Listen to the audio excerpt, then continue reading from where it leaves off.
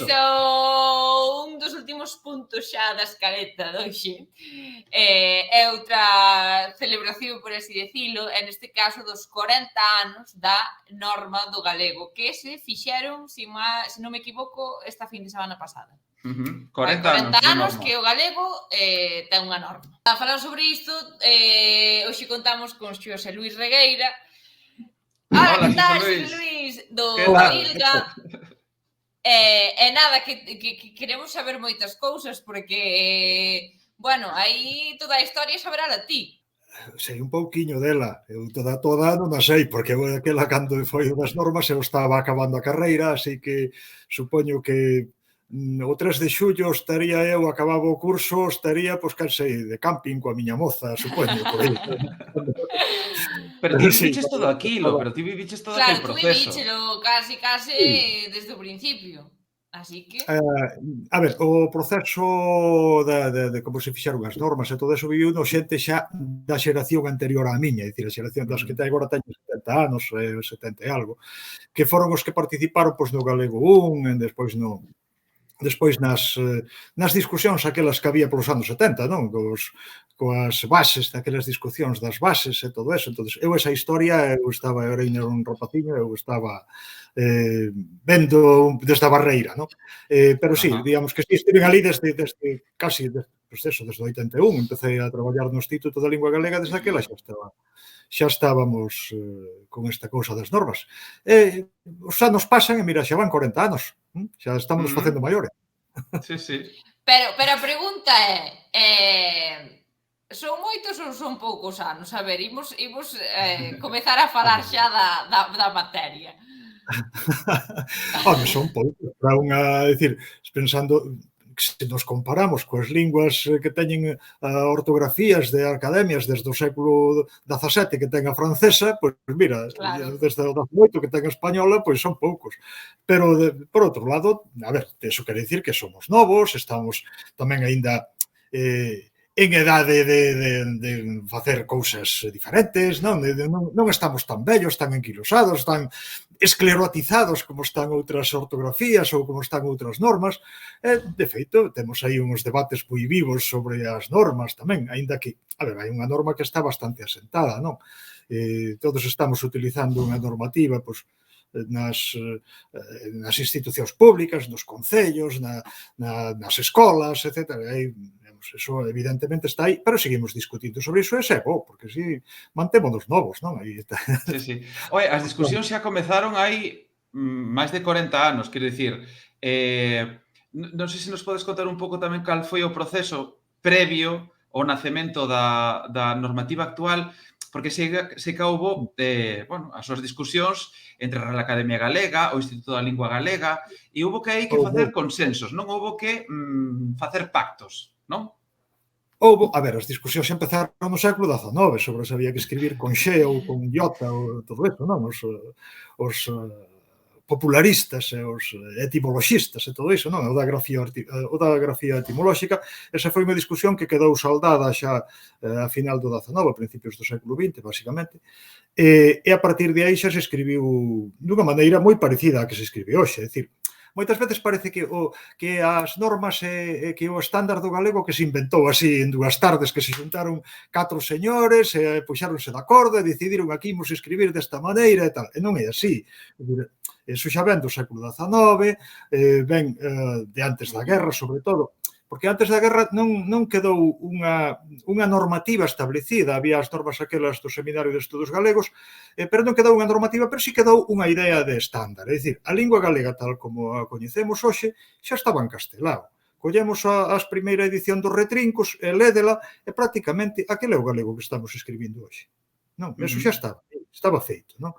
Despois, claro, veu a guerra, o que pasou, da posguerra, basicamente foi a Editorial Galaxia, así a que concentrou un pouco a maneira de escribir, non? É dicir, había unhas normas que iban poñendo Galaxia, non había unha normativa como tal, pero sí había unha idea de que era o galego, de como era o galego, é dicir, eso, e do fondo, o que se continuou foi iso.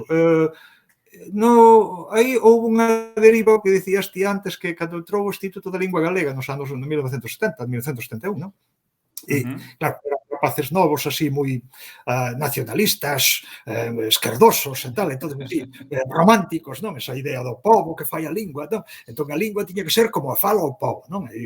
Entón, facían non fixeron unha ortografía, pero sí, no método galego, non, os galegos 1, 2, 3, sí aparecía unha idea, estaba representado unha maneira máis popular de falar, non? Estaba máis achegado á fala popular, un pouco da idea de que a lingua tiña que ser, o pobo galego falante tiña que identificarse coa lingua, porque senón non ten sentido. Para quen estás facendo unha normativa, non? Tens que facelo evidentemente para a xente que está usando a lingua, non? Entón, que o pobo tiña que identificarse con esa lingua e, polo tanto, tiña que achegala ao pobo. E despois, eso desviábase da academia ou aquelas pelexas, tamén son pelexas de estatus, non? En principio hai unha academia e aparece un grupo na universidade que de repente empeza a facer cousas pola súa conta. Entón, a ver, que son estes, non? Estes novos, non? Que veñen aquí a revolucionar o patio. Claro, a ver, aquí chegan estes rapaces aquí que non se sabe de onde saen e de repente póñense aquí a facer as cousas pola súa conta sin respetar a autoridade, non?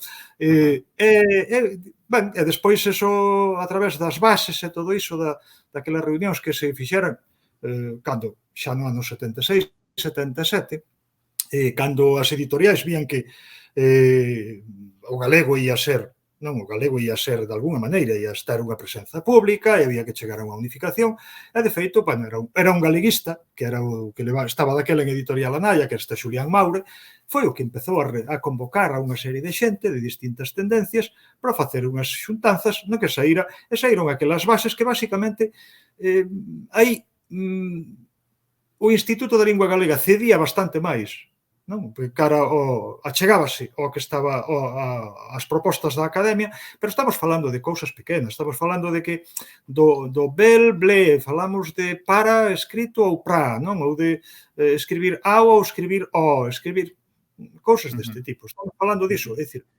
pero realmente o que é a imaxe da lingua non cambia, non?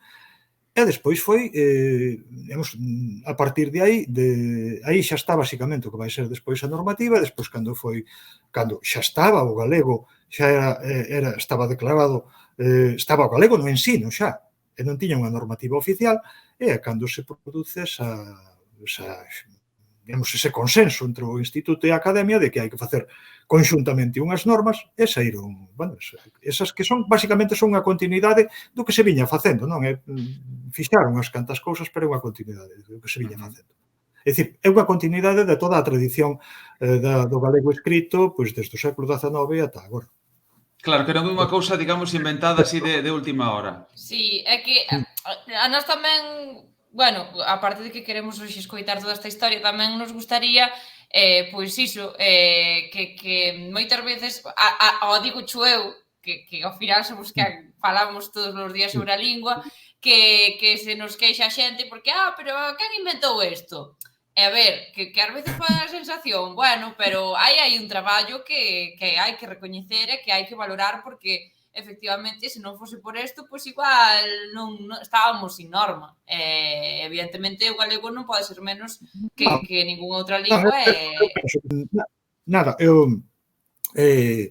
sin norma non, porque se estés unha lingua oficial, que é a lingua da administración, a lingua tal, pois tes que ter unha maneira de escribilo, non? En principio, a lingua é o que fala a xente, non é o que se escribe, non é o que escriben as institucións, a lingua é o que fala a xente. Pero hai esa lingua estándar, digamos, non? Que é a que se usa nos medios de comunicación ou nas oficinas, digamos, non? Na parte administrativa e todo iso, a lingua que se ensina, pois que se ensina, por exemplo, aos estranxeiros. É dicir, claro, tes un curso para a xente de isto como se di en galego, pois tens que dicir unha maneira, non hai 30 maneiras de dicir isto, non? Tens que dicir en galego, dimos así. Entón, digamos, esa lingua sí que ten que estar codificada, que non pode estar, pero, bueno, para iso sí que necesitamos. Entón, ao estar nese punto, sí que aí tiña que haber unha norma. Agora, eses tempos sí foron moi interesantes, porque eran tempos en que todo estaba moi por facer, non? Cando a lingua empezaba a ser a lei esa aquela de o galego na administración local, non?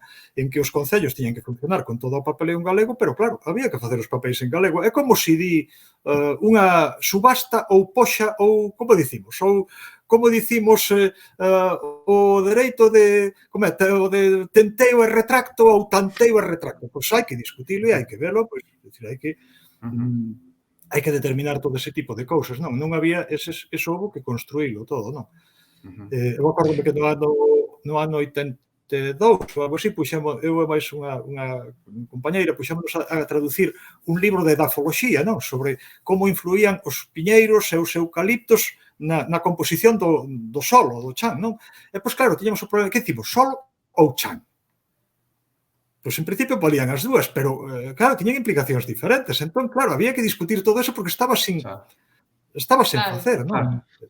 A ver, é que aquí preguntan polo chamado decreto Filgueira Valverde, e aí hai unha especie de mantra que se escoita moitas veces tamén en redes, de que, digamos, que houbo aí como unha especie de pacto político para achegar o galego ao castelán. Non? Que había como unha dicotomía entre que eliximos entre galego-castelán ou galego-portugués, e que se elixiu, que se tirou pola vía do galego-castelán. Ti compartes esa opinión ou ese mantra que se repite en redes? Home, Filgueira era o conselleiro daquela, non? Entonces, é a consellería que o publica, non? Agora, é o que fixeron a consellería, o que fixa a consellería, o que fixa a Xunta, e despois o que fixo o Parlamento, da lei de normalización, non? Que é o que di que é a academia a que ten autoridade para cuestións normativas, o que fixeron aí pois foi coller a normativa que había e oficializala. A normativa das institucións universitarias por un lado e a Real Academia por outro, é dicir, era a normativa das institucións competentes, con competencias en cuestións de lingua, non? E nese sentido o que fixeron foi oficializalas. Agora, o que me parece é que é unha falsa dicotomía, é dicir, cando che din é que é galego ou castelán ou galego ou tal, é que non necesitamos ser galego castelán nin galego portugués, necesitamos ser galego. Galego, Que problema temos? Non necesitamos estar con alguén detrás, con algunha idioma internacional detrás, porque se nós non somos abondo, non? O galego non é abondo, o galego é unha lingua pequena, é unha lingua regional. Eses son os complexos que temos nós. É dicir, son, bueno, pois ás veces, eso de que o galego non serve para que? Para sair de fora de Galicia, para ir a Portugal ou para ir a Brasil, vale o galego perfectamente. É dicir, podemos entendernos perfectamente con un pequeno achegamento. Antes faltabades falando desas cuestións, que é distinto, evidentemente. Eles ven que saben que non és portugués, non? O que ti falas non é portugués. Porque ti chegas falando con C, falando con sin sonoras, e falando cunha fonética, porque para eles identifican máis co español. Evidentemente non és portugués. Pero podemos entendernos perfectamente. E co castelán, o castelán témolo aí tamén, se queremos utilizalo, evidentemente. Todos os galegos sabemos castelán, non? Entonces, non necesitamos ter galego-portugués ou galego-castelán, necesitamos ter galego, non?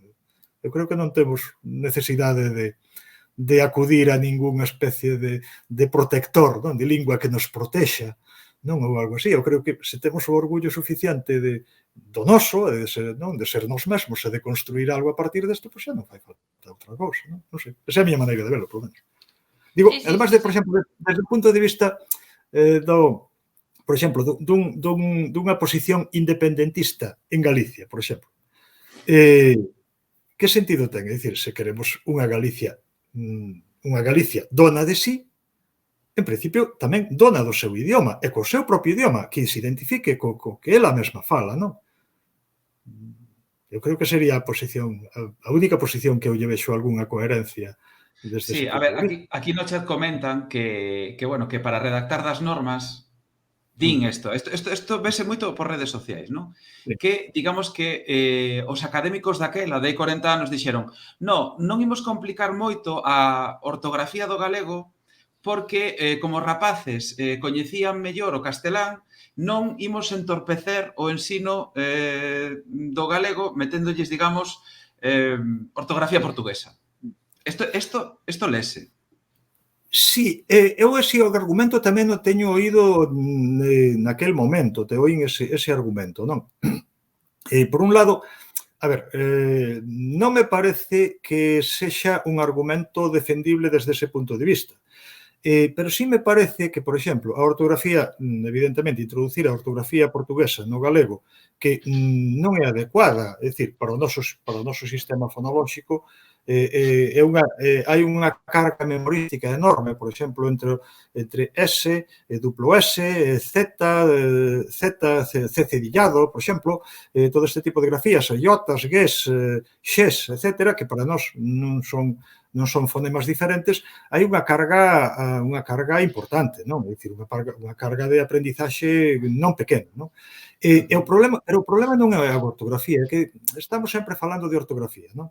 Parece que a lingua é a ortografía, e a lingua non é a ortografía. A lingua é a ortografía, a fonoloxía, é dicir, os portugueses, se falamos portugués, ou sexa, se falamos o portugués ten un estándar que ten unha fonoloxía. E se queremos falar ese estándar, temos que falar a fonoloxía do portugués, temos que usar a sintaxe do portugués, temos que usar a morfoloxía do portugués. Non é simplemente unha cuestión de poñer dous S ou un C cedillado. Non, con iso non estamos escribindo en portugués, non, xa non digo falando, non estamos escribindo en portugués. Para escribir en portugués temos que escribir como escriben os portugueses ou os brasileiros, que son dúas maneiras diferentes de escribir tamén, non só en cuestións de ortografía, a pesar do acordo, segue habendo dúas ortografías distintas, con poucas diferenzas, pero tamén hai moitas diferenzas sintácticas, por exemplo, hai moitas diferenzas léxicas. Entón, claro, que nós somos unha variante máis, pero se somos unha variante máis, podemos estar, digamos, dentro da familia lusófona, pero falando e escribindo galego. Eu escríbome con colegas portuguesas, eu escríbolles en galego, eles escriben en portugués, e non temos moitos problemas de comprensión, non? O Rodrigo e eu tamén. Eu, cando lle escríbolle en galego. E ele escríbeme en portugués e entendemos perfectamente. Claro. Non sei, quero dicir que ese argumento non, vale, que é máis parecido ao do español e que, polo tanto, xa saben escribir español. Bueno, pois pode ser, pero, sobre todo, é un sistema que ten máis que ver co que estamos, co sistema fonolóxico, é dicir, coa pronunciación do galego, non? É dicir, temos un único xe e, polo tanto, escribimos dunha única maneira. Temos un único S, digamos, non? Non temos a sonora e, polo tanto, escribimos dunha única maneira. E temos un Z, que é noso. Temos C, que non escribimos de outra forma, non? Entonces, preguntan por aquí polo chat, se somos unha variante máis, por que non usamos NH, LH ou terminacións en ción? Porque, bueno, aquí o que pregunta considera que as terminacións en ción son un castelanismo. Bueno, a ver, sobre todo, o do LH e o NH, non? O NH, o LH e todo isto, é unha cuestión moi curiosa, porque no galego medieval escribíase con LL, escribíase con L, con LI ou con LL, escribíase con NN ou con N, e logo un N encima do outro N é un Ñ. Esa é unha grafía galega e leonesa, que foi a que depois colleu o español, non o castelán, o español. Perdón, queres dicir que o ñ non está descartado que sexa un invento galego que logo copiaron outros? Pode ser? Ou, neste caso, o castelán? É galego-leonesa, ou sexa, é unha grafía galego-leonesa. Tanto o galego e o leonés empezaron a escribir así. É que moitas veces se asocia a letra ñ co castelán, español, non? Ñ español, L igual a español. E o mellor ata pode ser un invento noso. Quero dicir, non? Pode ser. É que das grandes linguas é o único que ten esa letra, non? Porque tamén a ten o bretón, por exemplo, non? Sí, estivemos en Bretaña, non? Estere máis eu. Sí. Das grandes linguas é o único que ten esa letra. Ou sea, que escribe o ñ desa maneira, non? Porque os outros escriben con GN ou con outras variantes, non?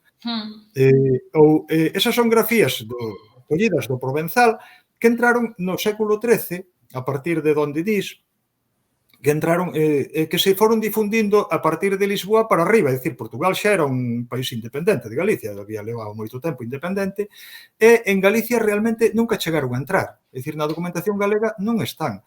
Están nalgúna documentación da diocese de Tui, e da parte da diocese de Tui, xa de final da Idade Media, si entran hai un estudio de Clorinda de Acevedo Maia que estudia moi ben todo iso, que se ve que mostra claramente que esas non foron grafías galegas históricas, nunca, e son as grafías do portugués. Agora, que escollamos porque as ten o portugués? Bueno, é outro argumento distinto, pero non é que non collemos o LL polo castelán e o ñ polo castelán, non? Senón que o portugués tamén se escribía así, o que pasa é que despois importou unhas grafías para marcar unha barreira gráfica, digamos, non? Boa, flipo, non sabía isto. Flipo. Sí, porque, a ver, hai moita cousa que se comenta en redes que... Estas cousas sempre son un pouquiño máis enrevesadas do que parecen, non? Entón, claro, parece todas as cousas a primeira vista, parecen de unha maneira ou tal. Sí, de unha maneira ou son de outra. O doción, como é dicir, os cultismos do latín tione, pois pasan a acción. É dicir, pasan en casi todas as linguas, non? En castelán, en francés, en inglés, que, pronunciando de outra forma, pero tamén, non? Entonces, en Portugal, o que fan é asimilan todo a, digamos, a terminación a terminación máis popular, non? O que foi máis popular. Vale, pero aquí non o facemos, é dicir, incluso ese zoncio digamos que non teñen, non é un castelanismo, senón que os cultismos entran desa norma, non? Entón, é un criterio de adaptación distinto, pero non necesariamente por español, non? Cando entran palabras, collemos palabras do latín, pois en principio tratamos de pronuncialas dunha maneira parecida a como están representadas, non? É dicir que están, non sei, non que por aí vai. Moi interesante, porque son cousas que non se falan moitas veces, non? Ou que por exemplo, o son Z, non? Que moitas veces tamén o comentamos, non? Que di, non, é que o son Z non debería de ser propio do galego, pero que o Z tamén o inventamos nós, quer dicir, hai algún sitio, hai algún estudo que demostre que o son Z, por exemplo, chegou a nós por influencia do castelán? Ou que foi creación propia nosa? Non, é que é creación... O problema é que estamos sempre facendo barreiras, o galego, o castelán, o tal, pero o galego e o castelán non son dúas cousas que están aí, non? Que están aí separadas, non? É que de repente unha vai por a outra. En toda a Península Ibérica, e incluso máis aló, ata o continuum románico, non? E cando falamos de galego e de castelán, parece que hai unhas fronteiras delimitadas, pero esas fronteiras poñémolas nós. Poñémolas os lingüistas ou poñémolas, máis ben, son fronteiras de tipo político. Porque, en realidade, o que hai é que a xente foi falando e derivando de maneira diferente e ti podías, o que se dicía de que podías empezar en Fisterra e acabar no norte de Italia sen percibir que houvese un salto de lingua en ningún sitio. Porque ias pasando de pequenos cambios, é dicir, unha especie de continuo en que nunca vías que houvese un salto grande. Agora sí, porque desapareceron os dialectos, e o que encontras son as linguas dos estados.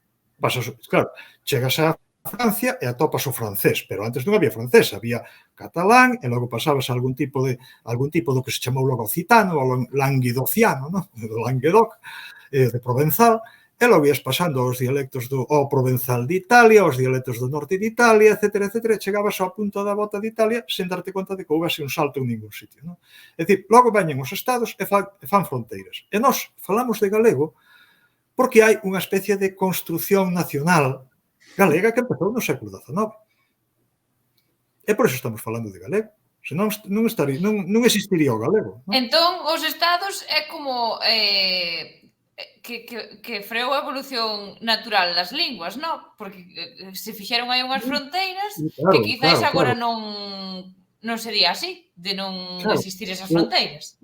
Mira, o continuum que hai Bueno, isto viña a dicir que as evolucións do tipo C ou do tipo B e non V, por exemplo, que están, por exemplo, con un continuo todo polo norte da Península Ibérica, non? Bueno, pero, por exemplo, o que dicías ti agora, Esther, non, o continuo que había co portugués, non? Sempre dicimos que pasas ao Portugal e non notabas que o que estiveses nun sitio distinto, claro que non. Pero agora sí.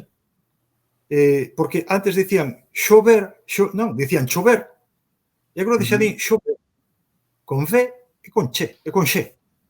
Non, xa non din che.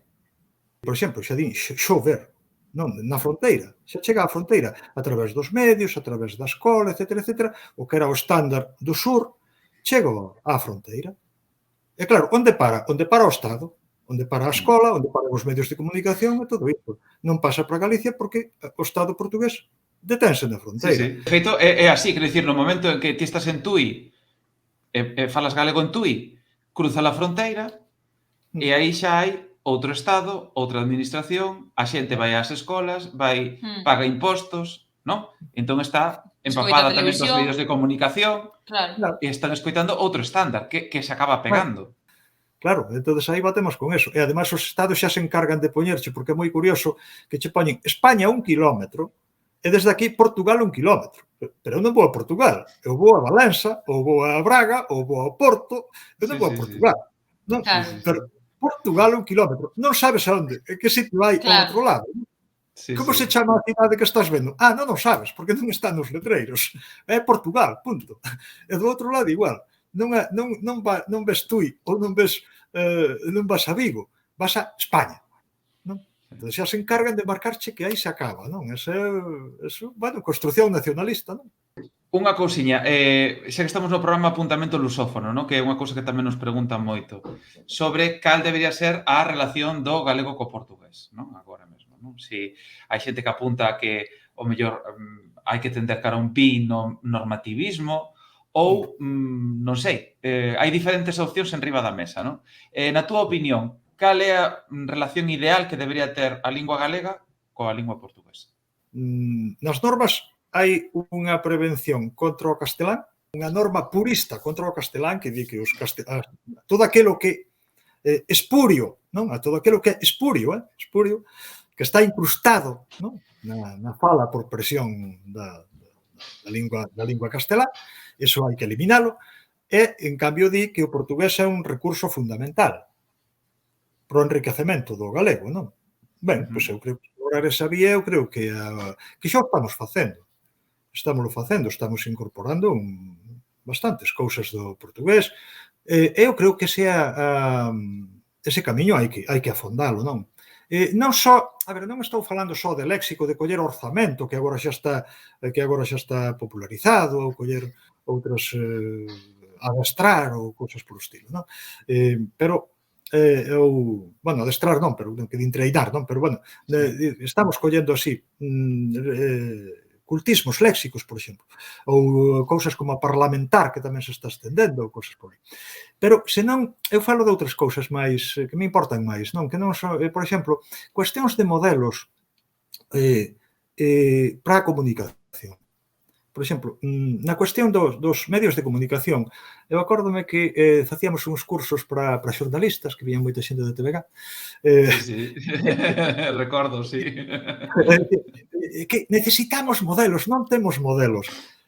Eu non sabía moi ben que queríades dicir con iso, despois entendino que, claro, ti tens que facer transmitir un partido de fútbol, como se transmite un partido de fútbol en galego? É dicir, non só dicir unhas cantas palabras, senón que estilo faz? É dicir, que frases, que recursos lingüísticos tes para utilizar? Claro, os modelos que tes son os do castelán, son os do español, que son os que coñeces, non? A maior parte da xente, además de que son os que che ensinan na facultade de xornalismo, pois tamén son os que coñeces, evidentemente, son os modelos que podes imitar. Pero eu creo que aí sí, por exemplo, ter máis influencia ou ter máis coñecemento, pois, por exemplo, dos medios portugueses, ter coñecemento, ter máis acceso a medios portugueses, si pode nos valer para incorporar non só recursos fraseolóxicos, recursos estilísticos, recursos expresivos de todo tipo, que poden ser bastante máis acaídos para o galego, non? Bastante máis interesantes para o galego, e, sobre todo, poden permitirlle ao galego, digamos, ter unha independencia respecto do castelán, porque, queiramos que non, estamos sometidos a un bombardeo constante de medios en castelán, de modelos de castelán. Entón, digamos que ter o portugués aí sí que ten que xogar, eu creo que ten que xogar un papel bastante relevante de fonte de recursos de todo tipo, desde recursos léxicos, fraseolóxicos, expresivos, metafóricos. As metáforas que utilizamos, que miras ao Parlamento, as metáforas son todas as mesmas do castelán. Se castelán din hacer los deberes, aquí facer os deberes. Cando foi o da caixa B, por exemplo, caja B, caixa B. Pero en Portugal non din caixa B. Non? Dicían, eu cando vi que falaban do saco azul, do bexe, o saco azul, que é o saco azul, non? Claro, usan metáforas distintas, non? Entonces, por que temos que utilizar as mesmas metáforas? Non, pois, por exemplo, ese tipo de recursos, eu creo que aí o portugués ten que xogar unha cuestión moi importante para o galego. Non estamos falando de ortografía nin de cousas desas. Estou falando de cousas que están moito máis no, digamos, no espírito da lingua, non? Que forman parte un pouco máis. Eu vin aquí unha pregunta que di: como explicades o feito de que desde o galego se ensina nas escolas e está perdendo falantes ano a ano, sobre todo entre a xente máis nova? E que se pode facer para cambiar iso? O ensino é un sistema regulado públicamente, onde as linguas que se usan aí están reguladas. E aquí, pois aí, evidentemente, hai unha responsabilidade da administración responsable, que é a Xunta de Galicia. A Xunta de Galicia sí pode facer moito no ensino para potenciar o galego, evidentemente. Para empezar, pode cumprir o que lle din o Consello de Ministros do Consello de Europa a partir do último informe, non? É dicir, que levante os atrancos que existen para que os nenos galegos poidan ter ensino en galego. Eso xa para empezar.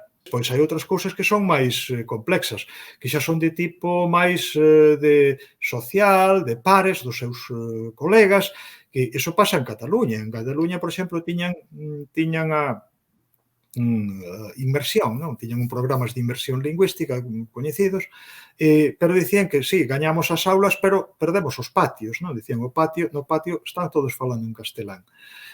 Claro, como actuar aí? Eso xa é outro tipo. Aí xa estamos, xa son medidas. Hai que, desde o meu punto de vista, teñen que funcionar medidas máis colaborativas, no sentido de que, por exemplo, non tanto en dicirlles á xente tedes que falar en galego.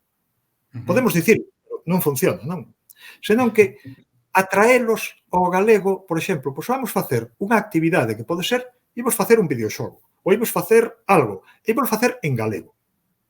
Porque, ademais, o galego é moderno, que o é. É dicir, o galego está asociado tamén a unha idea de xente nova, pois a unha idea de modernidade, a unha idea de cuestión máis, non alternativa, senón, digamos, non facer o mesmo xa, o establecido, non, en certa forma, facer algo diferente. Claro, dicía Miguel Anxo Murado, non, que cando empezara a escribir, non, que era un castelán falante de Lugo, do centro de Lugo e tal, e que cando empezara a escribir en galego, que el que non pensara que empezara a escribir en galego porque en galego era o máis moderno que podía facer, é dicir, non, que era porque era guai escribir en galego, non? Vale, pois fagamos algo en galego, pero fagámoslo porque queremos e porque é estupendo, atrae a xente a través de que despois na súa casa ou con seus pais seguen falando en castelán. Vale, non pasa nada.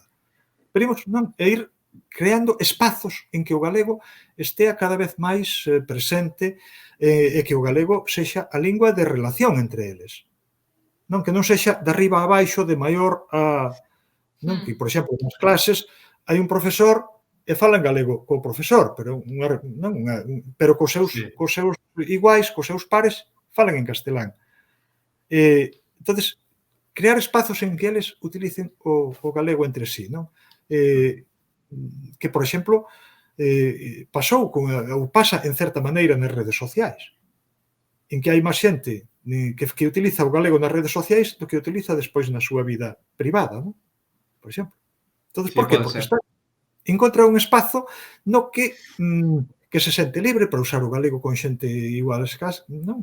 Con xente similar, e que lle parece que está guai, non? Que é moderno, que é unha cousa interesante, que é unha cousa atractiva.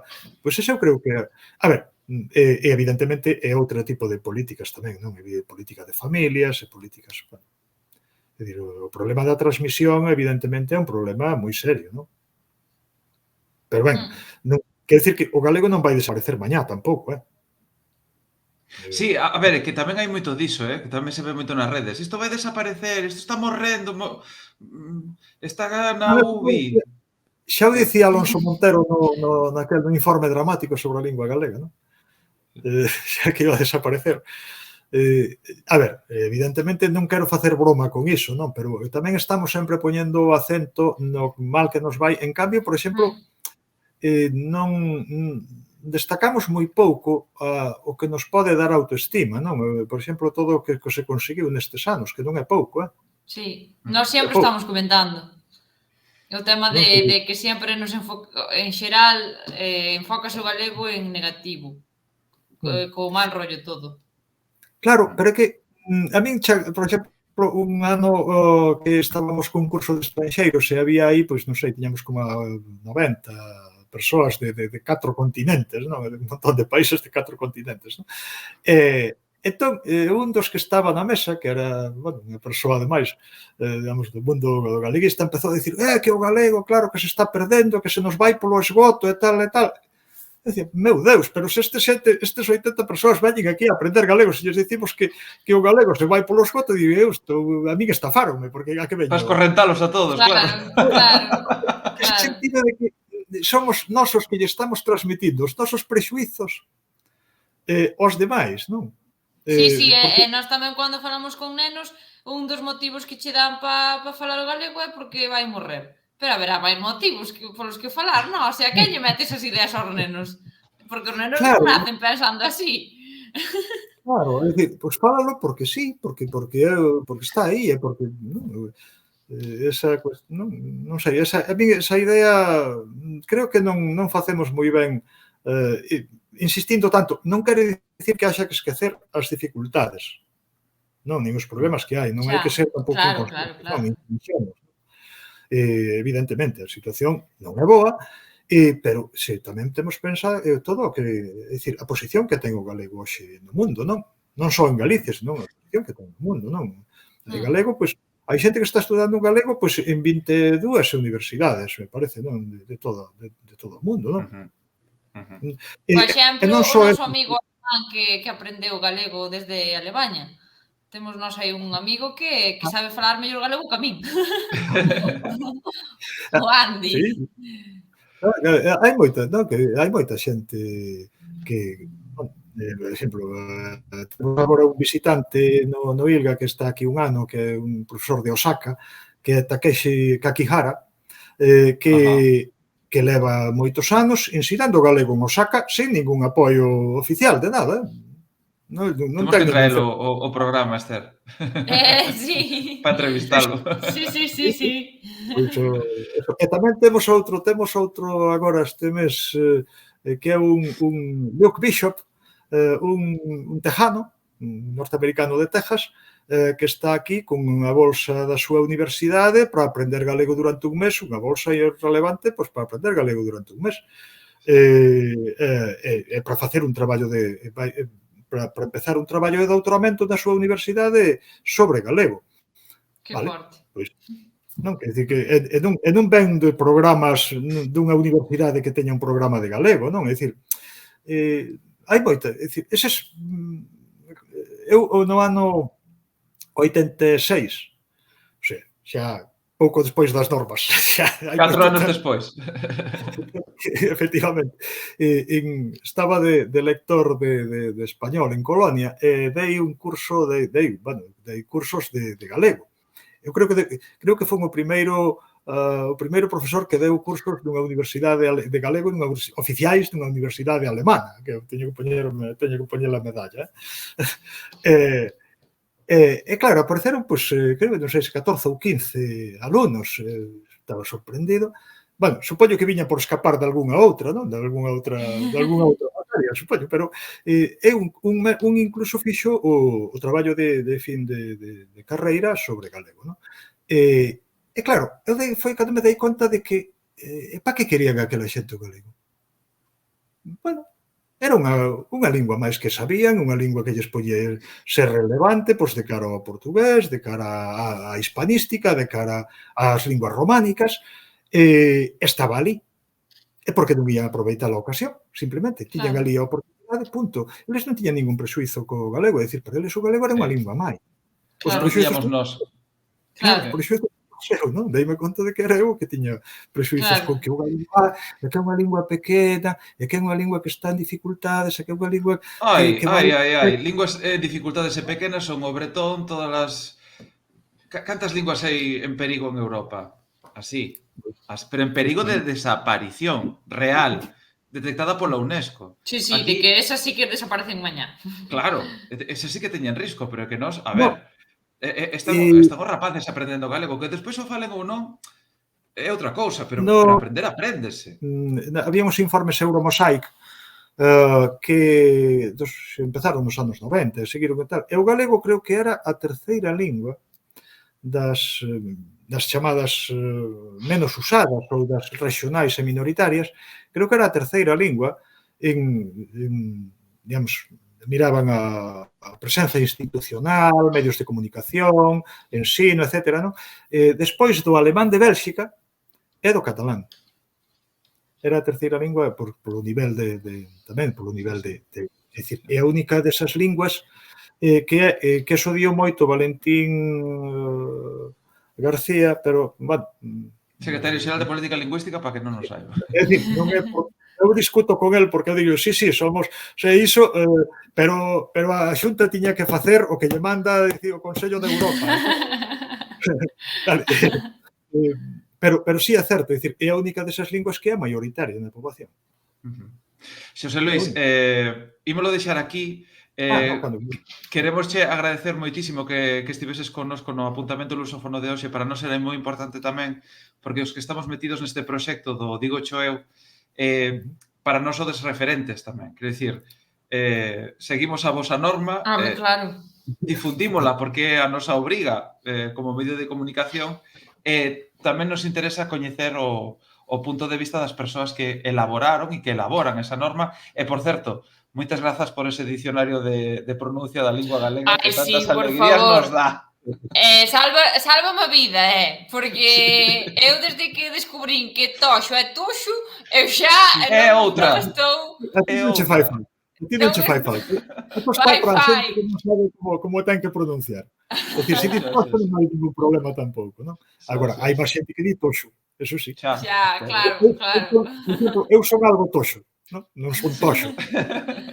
Bueno, pois que maravilloso. Agradecemos todo o traballo que estades facendo, porque tamén sodes, estades facendo un traballo moi meritorio, realmente que estades chegando. Por exemplo, o que estades facendo é un bon exemplo do impacto que pode ter algo feito en galego, non? E do interese que hai na sociedade polo galego, non? Tamén nestes medios e na xente nova, non? Entón, estades facendo un traballo extraordinario, eu creo que digamos, tamén é de xustiza recoñecérvolo e agradecérvolo, non? Entonces, moitas grazas. Un placer, Xosé Luis. Vemos. Gratiñas. Chao. Chao.